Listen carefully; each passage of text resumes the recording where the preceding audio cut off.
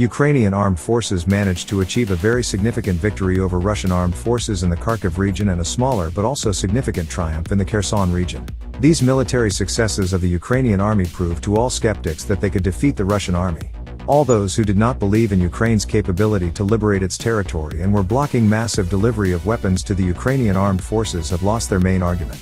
The Ukrainian armed forces showed that the Russian army is just a paper bear with enormous problems.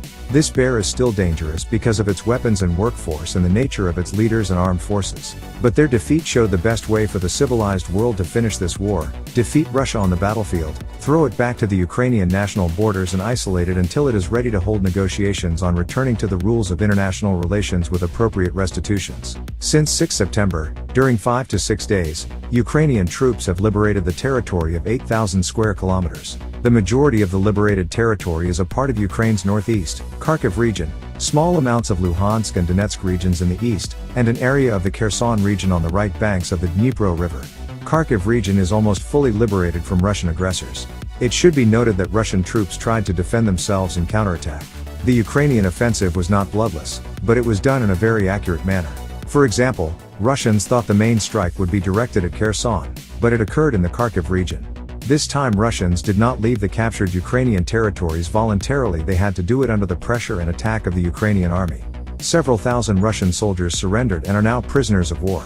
So high is the number, much more than expected, that there is a problem placing them and providing them with their basic needs. Another problem is the large amount of Russian war equipment left, including ammunitions, tanks, armored vehicles, radio-electronic fight cars and many others. By the rough estimates, Russia lost over $600 million in military equipment.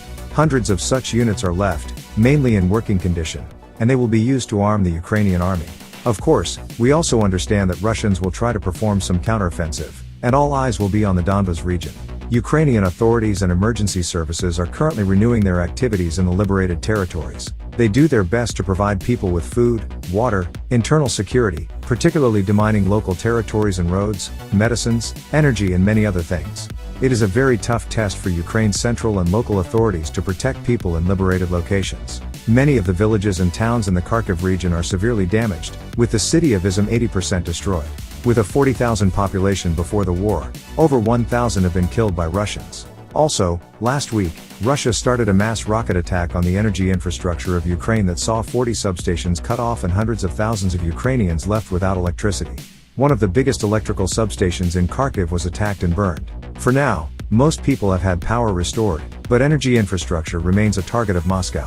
What matters is that Ukraine is attacking, taking its territories back, and demonstrating the Russian army's fundamental weakness. This will continue till the end of the current year and in 2023 until the total liberation of Ukraine up to territories defined in 1991, including Crimea and Ukrainian Donbas. Let's hope that authorities and Ukrainian internal solidarity will stabilize people's lives in the liberated territories and give thousands of people hope for a new life.